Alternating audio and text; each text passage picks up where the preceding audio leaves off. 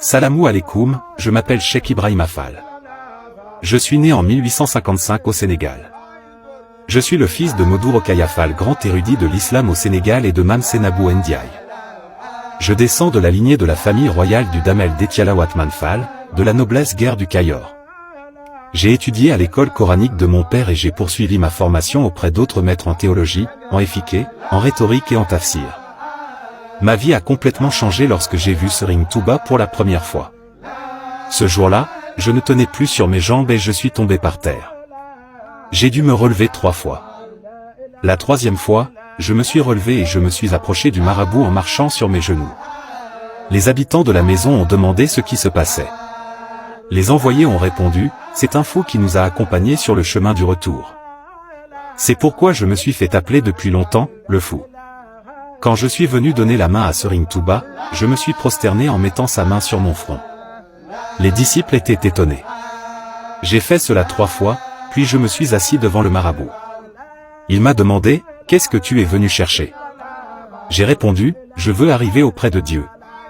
Il m'a demandé, qu'est-ce que tu as comme bagage pour arriver auprès de Dieu? J'ai frappé ma poitrine et j'ai dit, Dieuf, c'est-à-dire l'action. Serigne Touba m'a répondu, cela ne t'amène pas auprès de Dieu. Celui qui veut arriver auprès de Dieu doit faire les 5 prières quotidiennes, jeûner, faire l'aumône légale. Tout ce que Dieu a interdit, il l'abandonne, tout ce que Dieu prescrit, il le fait. Je lui ai répondu, tout cela, je l'ai laissé à Ouad Diaby, mon village d'origine.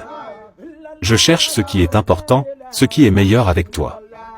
Je veux ce que personne n'a eu. Serigne Touba accepta mon allégeance. J'ai subi dès le départ une forte opposition de la part des autres élèves. Ils ont eu du mal à accepter la présence d'un disciple ne respectant pas les préceptes du Coran, ne cherchant pas à s'instruire et se limitant à travailler les champs et à entretenir la maison du cheikh. Certains préfèrent même quitter le dara en signe de protestation. Cependant, progressivement, mon attitude exceptionnelle envers mon maître devient la norme au sein du dara et la norme de la relation confrérique entre marabout et disciple. Avec mon arrivée, Serigne Touba n'est plus seulement un maître coranique, mais un homme de Dieu qui doit être reconnu comme tel.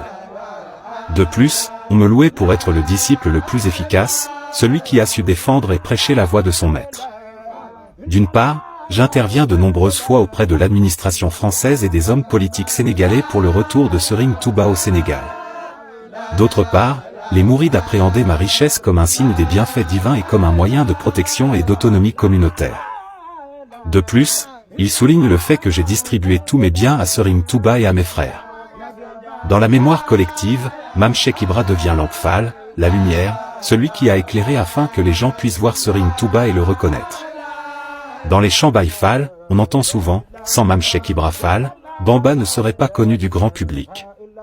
Sans Cheikh Ibra, on n'aurait pas profité de Bamba de son vivant. Je vous dis à très bientôt pour la suite de ma biographie.